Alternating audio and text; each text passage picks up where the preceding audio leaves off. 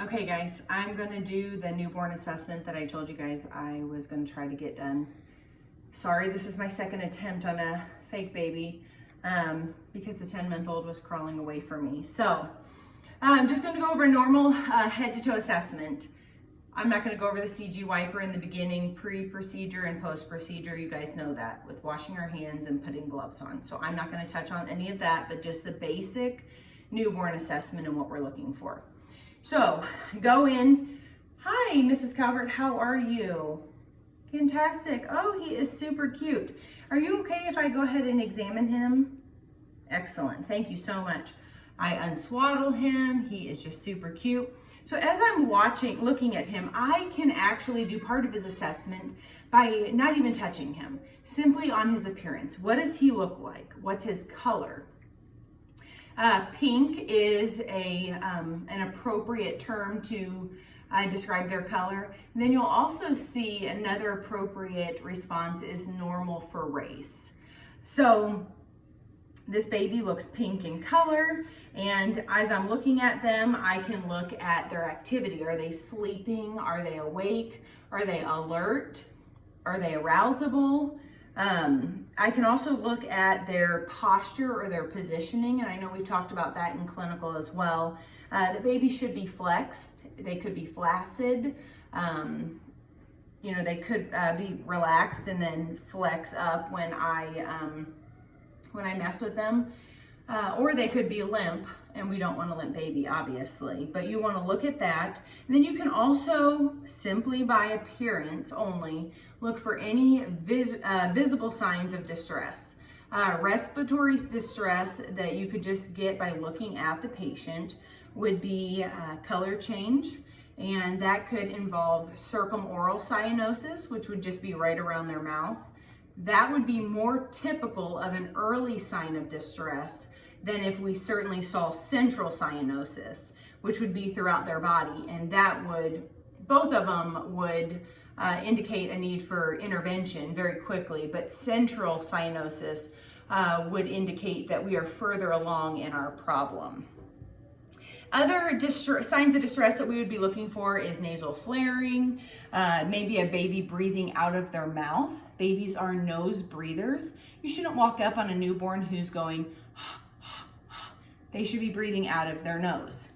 And then the last sign that two of the last signs I'd be looking at is to see if a baby is making any noise. Babies do not talk when they are brand new babies. Newborns do not talk. They don't coo and they don't babble. So if a mom says, my baby's been really chatty or vocal this morning, and you hear the baby saying like, or that would be what we'd call grunting, and that is not normal. That would be a sign of respiratory distress. Lastly, I don't know if I'd be able to see this right off the bat. I might have to undo their gown, but I would be looking for retractions. And this would be something I'd see right underneath their rib cage, and it would be the internal suction that looks like an upside down V from respiratory distress. So those are things respiratory wise I can look at without ever auscultating or counting anything. So as I'm looking at this baby, I'm moving from their head to their toe. And with their head, I'm going to lift him up. I'm supporting his head. I'm looking, it's nice and round. Some babies, depending on how long they were in the vaginal canal, may have an elongated head, which we call molding. And then this baby's rounded head, and this baby appears to have been a C-section baby. Additionally, another part of the head I'm going to be looking at is their suture lines. A baby's head is not fused at birth. It has different sutures to allow for that baby's head to become smaller as it moves through the vaginal canal. So we can assess these suture lines that run in different areas of their head, and we will say whether they're approximated, so whether they're sitting right next to each other, whether they're overlapping, so I would feel a ridge right here, I might feel ridges here, or a ridge back in here. And we would call those overriding. Perfectly normal assessment finding, but we would just note it. And then lastly, they could be split. where you can literally run your fingers sometimes from the front to the back, and you'll feel the sutures on each side of your fingers. So I have now said that the baby has approximated sutures. The baby's head is nice and round. I'm going to feel the baby's soft spots, or their fontanelles. So their baby has an anterior fontanelle and a posterior fontanelle. The anterior fontanelle is right here as the sutures come together, and it makes a diamond shape. Remember, babies wear their diamonds on the front. And then the back is a triangle, okay? The triangular or posterior fontanelle closes sooner than the anterior fontanelle, which usually closes close to that 18-month mark. What we're doing when we're feeling this, you're kind of slowly bouncing your finger off those areas to make sure that they're soft and flat. If they were sunken in or depressed, we might think dehydration. If they were bulging, we could consider swelling. Next, I would look for their head, and I know we reviewed this in clinical discussion, about whether they had caput succedaneum, which is that superficial swelling on the back of their head, the one that crosses the suture line, or whether they have a cephalohematoma, which would either be on their right or their left side. Cephalohematomas do not cross the suture line. I do not notice either. I'm then looking down at their eyes, and I'm kind of seeing where are they placed in relation to the ears. We want to ensure that the ears do not appear low set, because that is not indicative of a problem, but it should lead us to further investigate.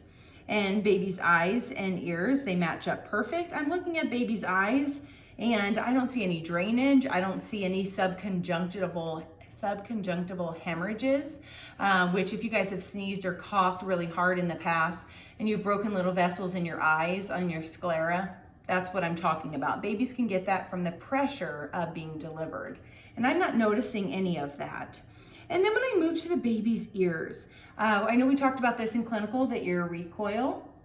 It's part of the gestational age assessment. We want to see if those babies' ears recoil briskly or if they're kind of sluggish. That could help us indicate whether his gestational age matches up with his assessment. Then, as I'm looking at his nose, I want to make sure that he has patent nares. And I am checking. Yep, they seem perfect. I don't see any occlusions, nothing going on. And then I will look in the baby's mouth. Don't ever stick your finger in a baby's mouth unless it has a glove on it, okay? Even if you've washed your hands, an ungloved finger should never go in our baby's mouths.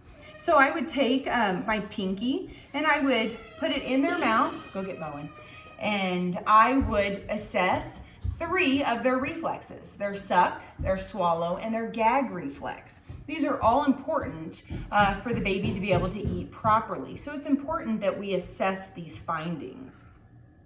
So it seems like baby has a good suck. Usually they will suck when you stimulate their palate. So that's why I'm kind of going upwards like this. You're seeing a suck, a swallow, and if you just move your fingers back just a tad further, you'll either see that baby's eyes kind of close like they're gagging, or you will actually see them gag. Okay, gag reflex. Additionally, I'm looking for any teeth. I'm running my fingers along their gum lines. Sometimes babies are born with teeth and they're insidious, so they're not deeply rooted. And we would want to note these and follow up with an ENT in-house because they could be an aspiration risk. Everything with the mouth looks good. I'm looking to see the frenulum, especially if they're breastfeeding, to ensure that that is not tight or restricting any tongue movement. Okay, this baby is small for gestational age, so I'm not anticipating that this baby's clavicles were broken. But the baby's head and neck are in line, they're midline. I am assessing the baby's clavicle by slowly extending their arm up. I don't feel any click or pop. I'm looking at the baby's chest. I am not seeing any signs of distress. I'm not seeing any retractions. I am seeing the baby's abdomen rise and fall as normal. And I am assessing the baby's nipples. babies should have little breast nodules. They usually range from 3 to 10 millimeters, and that is from mom's hormones in body. In fact, babies can actually produce a milk that we would call witch's milk, and it's an insidious milk that will not continue to produce, but could cause an infection, and the baby actually could end up with mastitis. So it's not something that important, but it's just something that we do note. I want to check these babies' extremities. Always want to count and make sure that your baby has 5 fingers and 5 toes on both hands. Sometimes they'll have extra digits, which would be called polydactyly, usually on the ends, and that does tend to be a familial trend.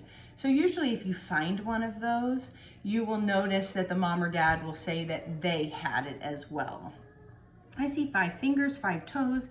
I want to assess their palmar grasp, which means when I put my finger in their palm, they will wrap their hands around it. That is another newborn reflex that we note. Extremities are moving evenly and equally. And as I move down to their abdomen, I see the belly is soft and flat. I'm kind of slowly feeling that. And then I am moving to look at their cord. At first, their cord is going to be really pale. It's going to be cold, and it's going to be moist. And as each day goes by until they discharge at 48 or 72 hours, that will continue to dry and harden. Initially, what we're looking for with that umbilical cord is to ensure that it has 3 vessels, that it's got 2 arteries and 1 vein. That looks fantastic. It's drying. I want to look at the baby's genitalia. Okay, this is a baby boy. So what I'm looking at is making sure that I am seeing what I'm seeing, making sure that he is male and everything looks fine. I'm also checking the scrotal sac. I'm checking the scrotal sac to ensure, or to see if Christian, that's enough. To see if it's smooth, which could indicate a premature baby, or if it is got deep rugae in it, which would indicate a term or post-date baby. I see rugae, so I think this baby is 39 weeks, just as the chart said so far. And then I am also checking, Christian, take Bowen out of here. I'm checking the baby's testes. I'm going to palpate this one. Sometimes you might have to pull it down from the inguinal canal because it's high. It's not undescended, it's just high. And I'm pulling it down to palpate. I feel one on each side, and that's fantastic. That's all I need to for that. I want to make sure that the opening to the urethra, walk out please now. I want to make sure that the opening to the urethra is on the tip of the penis. Sometimes it's on the upper or the lower part, and that could be called an epi or a hypospadias, and that would indicate the need for them not to get circumcised. You're fine. Come here, Bowie, come here. That would indicate the need for them not to get circumcised because they could need that foreskin for surgical repair later on. So as I'm moving down to their lower extremities, I see that his legs appear equal in length, which is good. Sometimes babies can have a congenital hip dysplasia that you may read about, and we want to make sure that our extremities are equal in...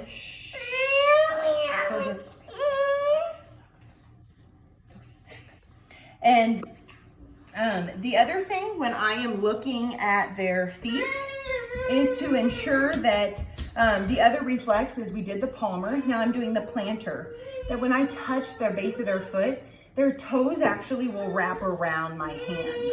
And that is called a plantar reflex. Go get a snack.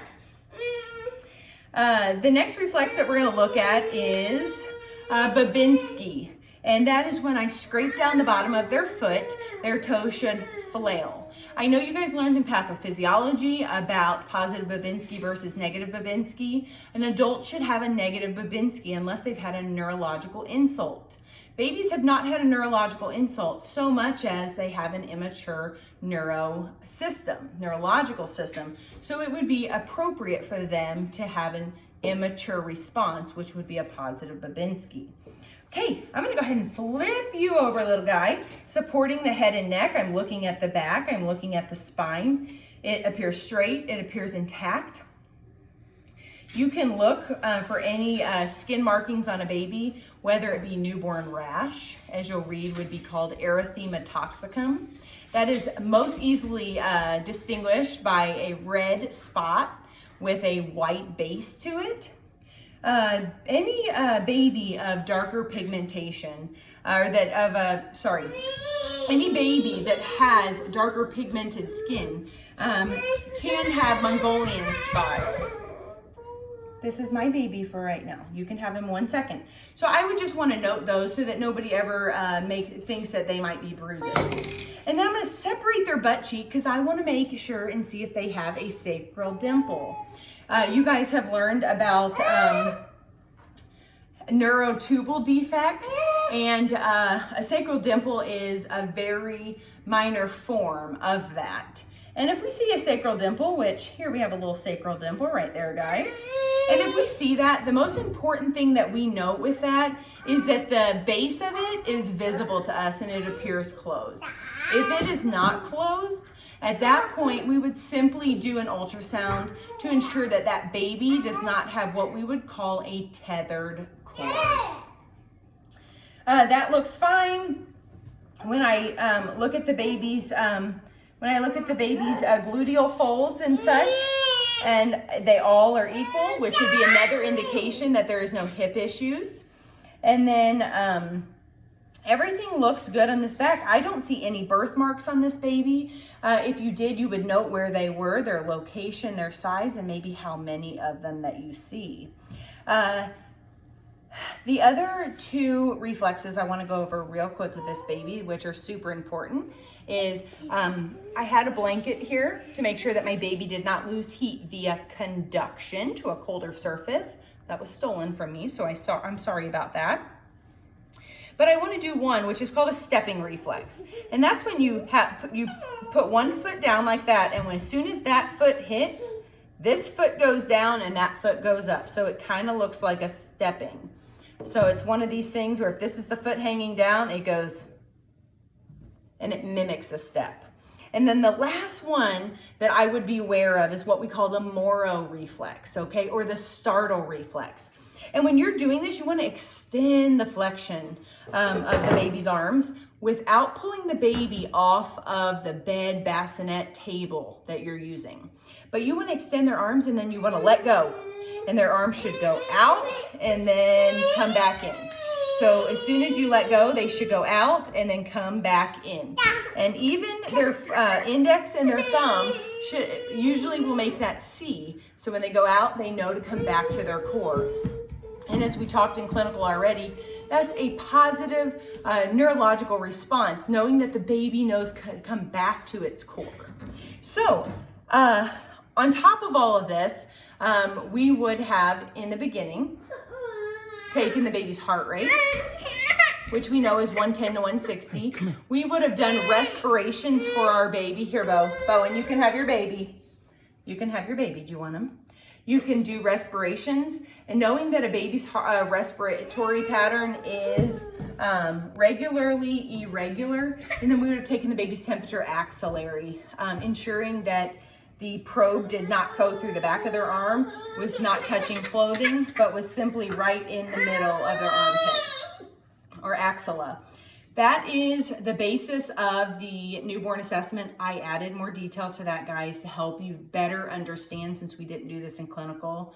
I do want you to go through all of that and, of course, follow your rubric, but you do not need to add as much detail as I did. I wanted this video to benefit you with information as well as an example. Good luck, guys. See ya.